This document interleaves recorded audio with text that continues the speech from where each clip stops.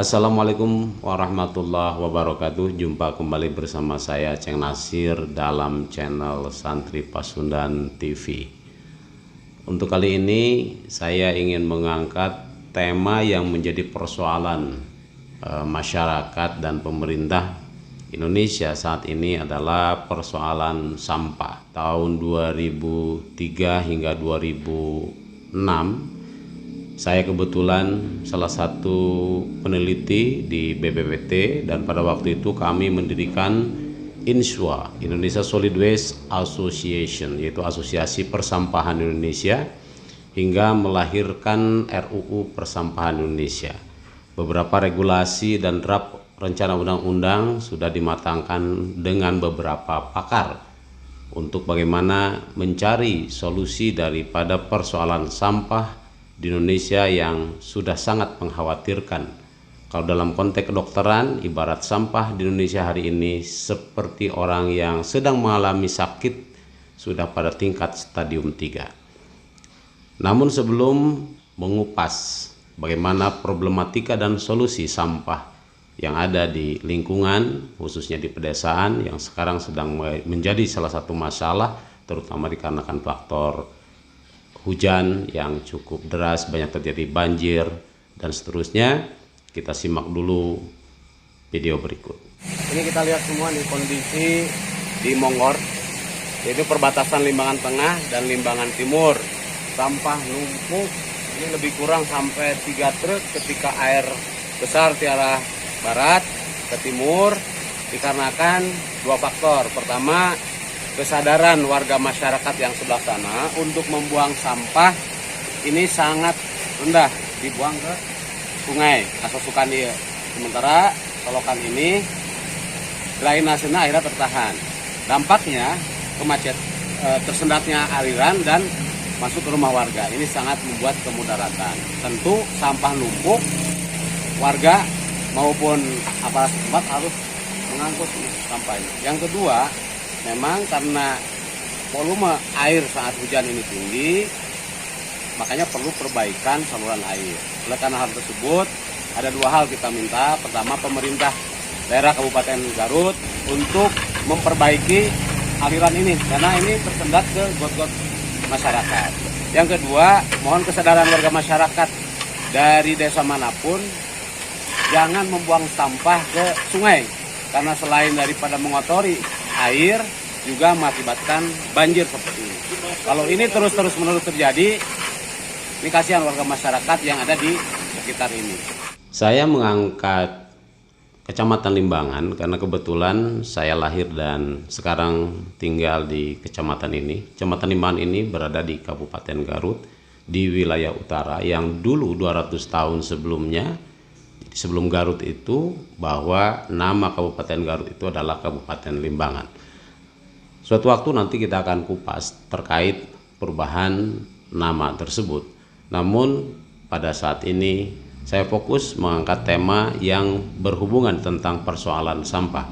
Yang kita lihat tadi, ada tumpukan sampah di susukan, kalau orang bilang sini adalah susukan atau solokan, yang menjadi momok yang cukup menakutkan sebenarnya buat masyarakat, dikarenakan selain berdampak terhadap mampetnya got yang menimbulkan banjir, juga menghasilkan bau yang tidak sedap, dan tentu dampak daripada itu akan menimbulkan berbagai persoalan lain seperti penyakit, banyaknya nyamuk demam berdarah yang berkembang biak, sanitasi tidak baik, dan menimbulkan hal-hal buruk lainnya.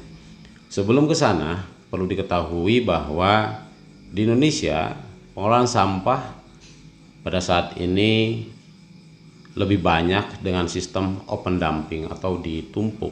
Sementara di open dumping tersebut akan berdampak banyak terhadap perusakan lingkungan yang mengakibatkan berdampak yang luar biasa terhadap manusia, diantaranya akan menimbulkan gas metan. Gas metan ini seperti di Cimahi tahun 2005 kalau tidak salah terjadi ledakan karena sudah ada ketinggian 80 meter. Gas metannya sudah sangat tebal dan akhirnya menimbulkan ledakan yang mengakibatkan lebih kurang 200 orang meninggal pada waktu itu.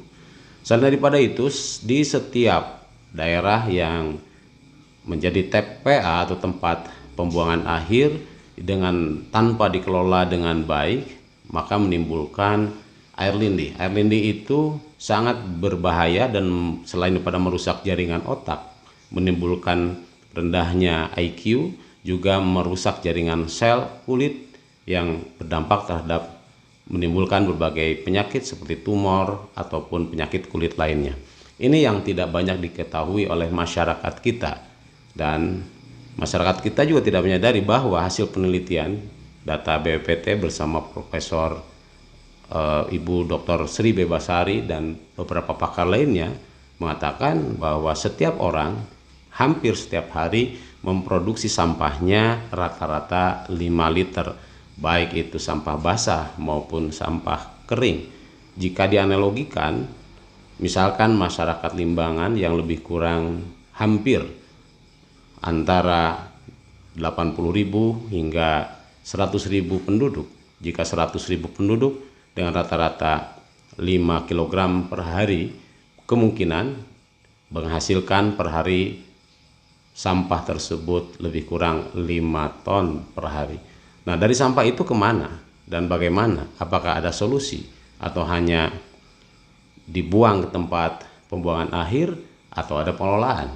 Lalu bagaimana sikap masyarakat itu sendiri terhadap sampah? Yang saya kaji, yang saya lihat dari video tadi, yang menimbulkan terjadinya banjir disebabkan padatnya sampah, terutama sampah plastik. Di Indonesia ini sampah plastik ini terbesar kedua di dunia setelah Taiwan, karena penghasilan sampah plastik di Indonesia itu lebih kurang 5 juta metrik ton per tahunnya, sehingga sampai saat ini juga masih menjadi persoalan, karena untuk masalah plastik ini yang bisa terurai di tanah saja itu lebih kurang 125 tahun. Bayangkan kalau ada sampah plastik yang masuk di tanah halaman atau kebun Anda, maka akan merusak unsur hara dan mengakibatkan kualitas tanah tersebut untuk tanamannya akan rusak. Juga bercampur dengan air, sumber air sungai yang masuk ke pertanian, maka akan berdampak terhadap kualitas hasil pertanian tersebut.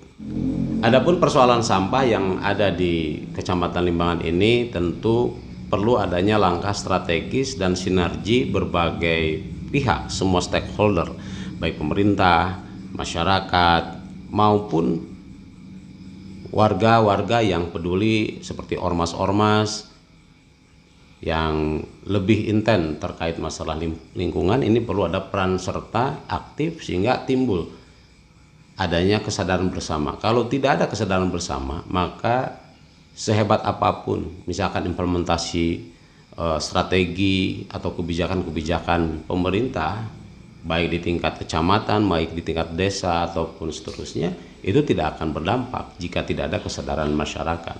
Jadi selain daripada itu perlu ada kesinambungan dari hulu maupun ke hilir. Kalau kita lihat bahwa khusus di wilayah yang memasuki Limbangan, di perkotaan Limbangan yang 14 desa ini ada 2 irigasi teknis. Yang pertama irigasi yang di wilayah Cibedug yang mengaliri setidaknya beberapa desa melalui Cibiuk Mejasari, lalu ke Limbangan Barat, Limbangan Tengah, dan lebih berakhir ke Limbangan Timur. Tetapi Limbangan Timur juga bukan akhir, karena ada yang lebih rendah, yaitu masuk ke desa Dunguswiru dan juga Galuh Pakuan. Dan jalur irigasi satu lagi yang memang dibuat oleh Belanda berada di Desa Limbangan Timur, persisnya di Kampung Ciputat, masuk ke beberapa desa, jalur mengairi beberapa pertanian, ke Dunguswiru maupun berakhir di Galuh Pakuan dan kembali lagi ke Sungai Cipancar. Dari Limbangan ini untungnya ada sungai besar yang menyambungkan ke Cimanuk, yaitu Sungai Cipancar, dan sungai itulah yang dijadikan 2 jalur untuk irigasi dalam mendorong pertanian di daerah Limbangan itu sendiri. Yang menjadi problem hari ini adalah, pertama, kita kupas dulu yang di wilayah jalur irigasi dari daerah Cibedug. Pertama, di jalur sungai dari Bendungan Cibeduk sampai ke titik Ciawi Maja, banyak warga masyarakat yang menggunakan aliran susukan, kalau orang sini bilang susukan, untuk kepentingan pribadi. Dan itu sejak dari zaman dulu sudah digunakan hingga saat ini. Namun saat ini tidak sebanyak dulu, karena memang sudah ada pembuatan air artesis misalkan, atau sumur-sumur bor lainnya. Tetapi di situ ada produksi home industry seperti pengrajin karet untuk gas dan seterusnya, yang disinyalir sampah-sampahnya itu juga dibuang ke sungai. Lalu masuk ke sebelah sininya juga ada pasar. Nah, di deretan jalan tersebut juga aliran sungai, susukan bukan sungai, irigasi ini semakin menyempit dikarenakan ada pelebaran jalan, ya, jalan gang, juga ada bangunan-bangunan yang menutupi arus sungai tersebut. Nah, dimungkinkan bahwa sepanjang jalur tersebut banyak atau ada warga masyarakat yang kurang begitu sadar, terutama di bantaran irigasi yang membuang sampah tanpa disadari, sehingga terus mengalir, terutama ketika debit air tinggi yang bermuara akhir di Desa Limbangan Timur. Jadi seperti yang kita lihat di video ini, betapa tumpukan sampah ini menjadi problem. Nah, ini kita cari solusi, bukan mempersoalkan masalah tanpa solusi. Karena ini berbasis desa, maka kita atau saya secara pribadi, berdasarkan pengalaman saya ke lapangan, melakukan kajian dan penggalian keilmuan berkaitan tentang pengolahan sampah, baik waste to energy, waste to product, dan seterusnya. Jadi usul saya ada beberapa hal. Pertama, sebelum kita bicara soal pengolahan sampah, PUPR atau dinas terkait, misalkan SDAP, perlu membuat perbaikan jalur air, karena disinyalir dengan padatnya jumlah penduduk, gorong-gorong atau tempat pembuangan air pun juga ditutup oleh warga, sehingga ketika terjadi sampah yang masuk di got tersebut maka menimbulkan efek banjir. Jadi perlu ada proses atau inventarisasi jalur untuk pembuangan air tersebut, supaya tidak terjadinya banjir itu. Dan yang kedua, sepanjang jalur tersebut, kalau dulu sekitar tahun 90-an, tahun 80, itu sungai itu cukup bersih dan sumber airnya besar, sehingga berujung ke wilayah Limbangan Timur lainnya itu bisa digunakan untuk pengairan, perikanan, dan seterusnya. Kalau sekarang nyaris, apalagi lagi musim kemarau, itu betul-betul kering, dikarenakan sepanjang jalur dari sumber sana sudah banyak warga yang mengambil air itu tanpa kontrol, atau misalkan banyak munculnya kolam-kolam pemancingan yang terus menggunakan sumber air tersebut. Ini perlu ada regulasi yang jelas berkaitan penggunaan pemanfaatan air irigasi itu. Dan yang kedua, tentu perlu adanya kesadaran warga masyarakat untuk tidak membuang sampah ke sungai, karena enak kita yang buang tetapi madarat yang ada di ujung atau yang di hilir. Nah, oleh karena itu, bagaimana untuk bisa mencari solusi daripada persoalan ini? Karena ini berhubungan dengan beberapa desa, maka usul saya perlu ada pengolahan sampah berbasis desa. Pengolahan sampah berbasis desa bisa dengan dua pola. Pertama, memang harus tuntas dulu dari sumber. Sumbernya itu di mana? Sumbernya adalah di rumah. Jadi perlu ada edukasi, lalu juga langkah lanjut daripada edukasi tersebut di skala rumahan. Seperti misalkan setiap rumah diberikan tong besar khusus untuk sampah organik atau sayuran dicincang, masukin ke dalam tong tersebut, ya tong yang bekas tangki ya, tangki plastik bisa, tangki besar, dimasukin, baru diberikan semprotan pengurai, dan dalam beberapa waktu itu airnya itu bisa menjadi pupuk cair yang bisa ditanam di lingkungan untuk menyiram tanaman di lingkungan. Dan beberapa hari kemudian pengurai tersebut bisa menjadikan tumpukan sampah padatnya menjadi pupuk kompos. Nah, ini terus simultan berganti.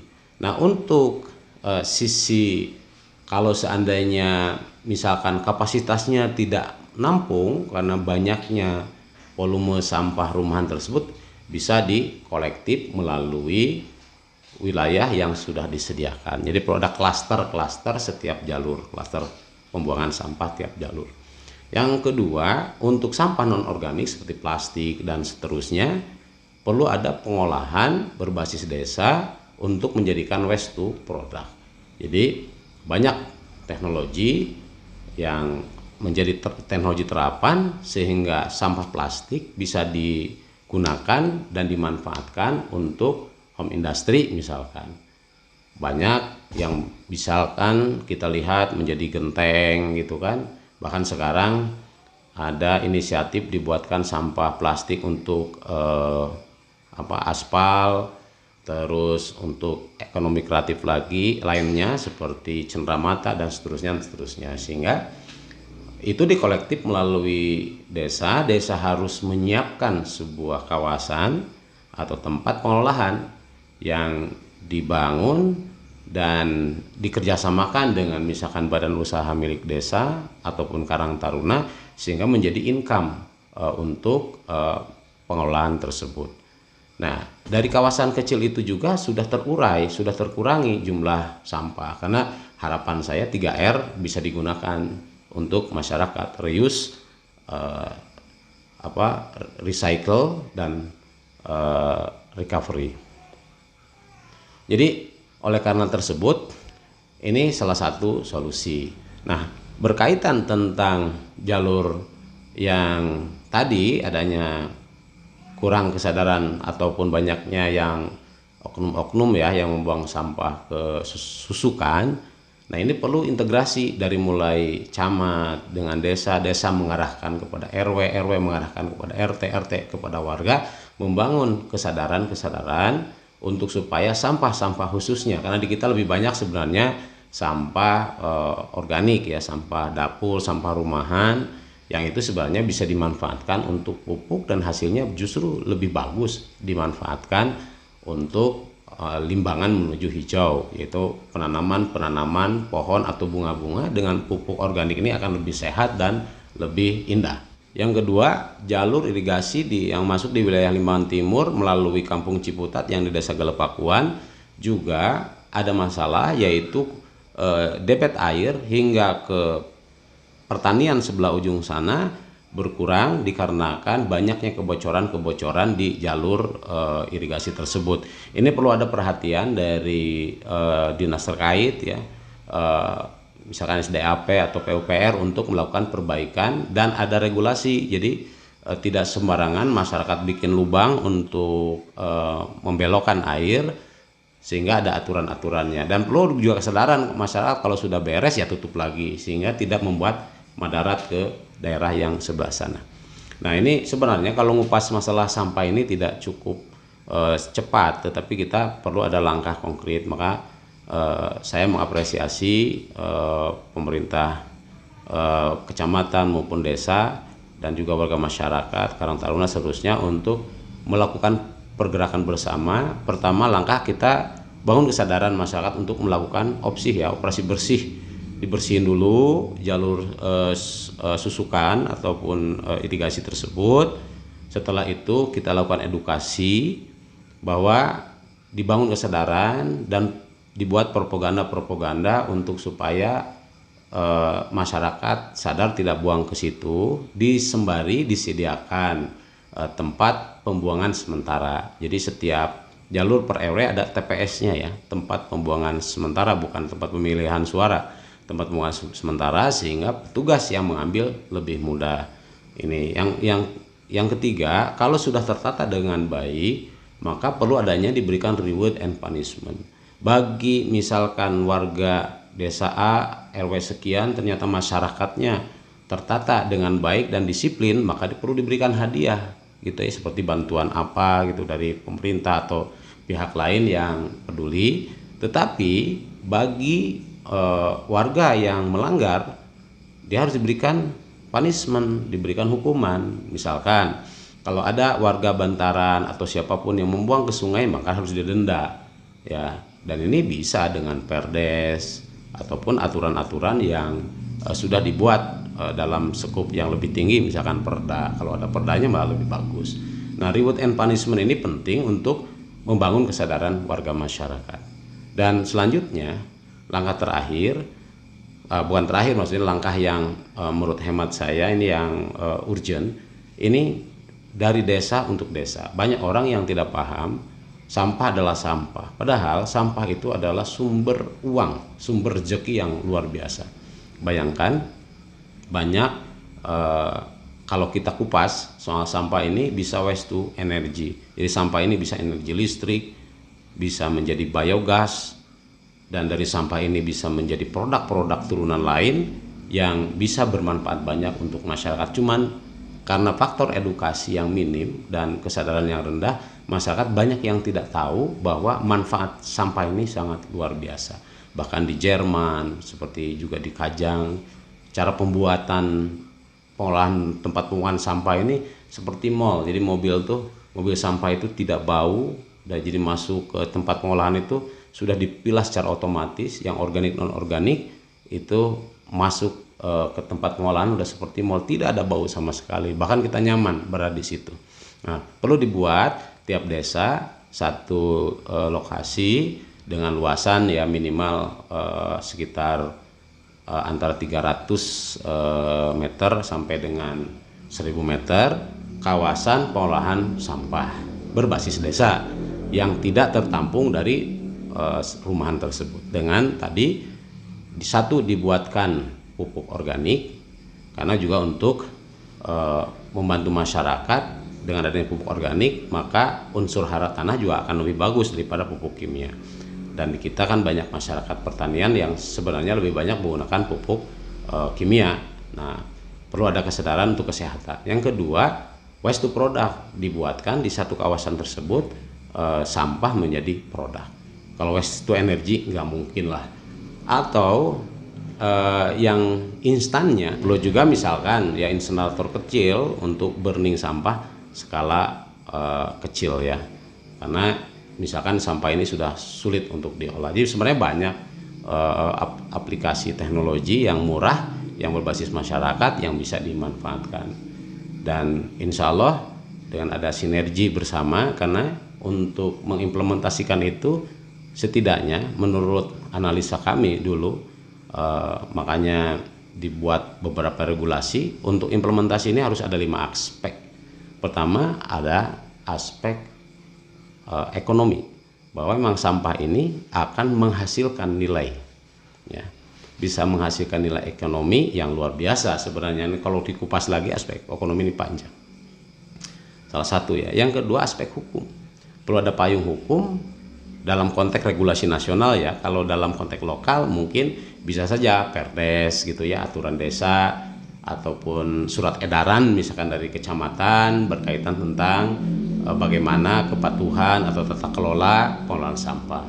Yang ketiga, aspek politik. Jadi penting juga untuk supaya ada kebijakan-kebijakan strategis berkaitan tentang pengelolaan sampah. Karena di sini juga kan ada banyak dewan, ada wakil-wakil rakyat yang kita tunggu kinerjanya dan pedulinya, jangan hanya pas lagi kampanye saja kan. Jadi perlu ada kinerja yang nyata. Yang selanjutnya, aspek teknologi apa yang akan bisa diterapkan sesuai dengan lingkungan sekitar, karena kan tidak setiap pengolahan sampah digeneralisir, karena ada karakteristik sampah yang berbeda-beda. Jadi setiap daerah, setiap negara punya karakteristik sampah yang berbeda-beda. Dan kebetulan di Indonesia ini karakteristik sampah ataupun masyarakatnya pun juga termasuk punya pemulung yang aktif. Jadi berterima kasih kepada para pemulung itu karena mereka sudah ikut mengurangi jumlah sampah non-organik yang menjadi problem kita saat ini. Sebenarnya banyak lain, termasuk diantaranya aspek sosial atau desain sosial. Nah ini penting, aspek sosial ini salah satunya untuk bagaimana masyarakat bisa memahami, bisa menyadari dan juga mengimplementasikan langkah-langkah, memahami ini bahwa sampah ini berbahaya, menyadari bahwa perlu ada kesadaran dirinya untuk tidak membuang sembarangan, atau bahkan lebih bagus lagi mau tahap pengelolaan dan seterusnya dan seterusnya.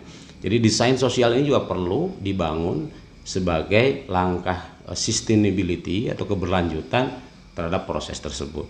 Nah oleh karena itu, kalau semua aspek sudah dibangun, kesadaran sudah ada, langkah strategi sudah ada, kebijakan sudah ada, insya Allah daerah kita akan menjadi daerah yang bersih, masyarakatnya sehat, dan juga akan nyaman. Nah kalau sehat ini dan nyaman ini, kesananya itu akan lebih aman. An-nadhafatu minal iman. Kebersihan itu adalah sebagian daripada iman.